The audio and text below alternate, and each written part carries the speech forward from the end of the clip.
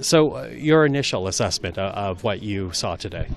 I think coming out of it, we see a very fragile, constrained fiscal framework as a result of a few things. Economic deterioration, so not much growth going forward. Then interest rates that are much higher than the last budget predicted. That has a huge impact on how we're going to service the debt that is much bigger than it was before the pandemic. And inflation that remains sticky. So I would say bad fundamentals that are going to play against the government fiscal framework.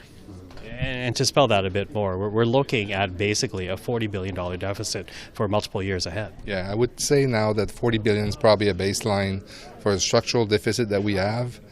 And that is to assume that we won't have much more growth than is assumed, around 2% a year, and that the government will not spend much more going forward. And those are big assumptions. I think there's more downside risk to this assumption than not. And in addition to that, no path to a balanced budget. Why does that concern you? It concerns me because every dollar you put on debt servicing, you don't have it to spend for Canadians, what they expect of the government to do, social programs, services, transfer to provinces, international aid, defense. And so the more we spend on deficit, the bigger the deficit is, the more we spend on debt servicing our debt. Unfortunately, it constrains the government to spend on anything else. And has an impact on the greater economy. It has a great impact on the economy. It means that for inflation, for example, the role of the Bank of Canada becomes more important. It has to do the heavy lifting. And as the governor has said, he would like fiscal policy to be a bit more restrained so that he can ease monetary policy faster than if not.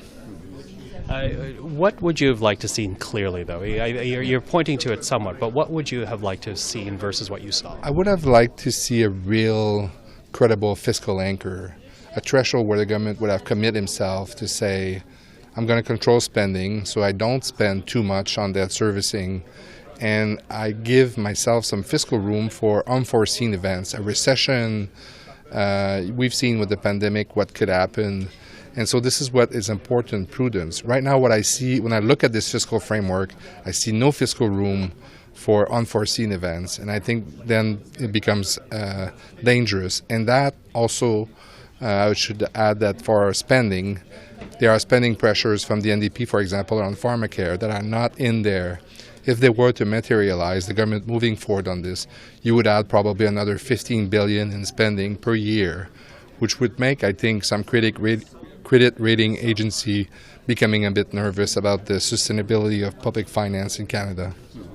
You touched on it before, but I'm going to ask you to dig down a bit on it because what the government points to is not so much a balanced budget, but again to that fiscal anchor. And they make the argument that the fiscal anchor is still going down across multiple years. And when you compare it to other G7 countries, the debt to GDP ratio is the best amongst those countries. There are two things there. First is they missed their targets twice now on debt to GDP going down.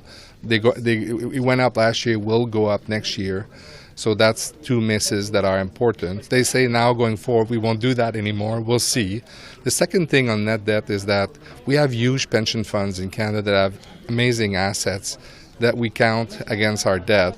In a situation where we would be in a fiscal crisis and we would need some liquidity, it's very unlikely we could use those assets. So I think this is a math exercise. It's a bit dangerous to compare ourselves because of the size of our pension funds. Thank you for the time. Thank you.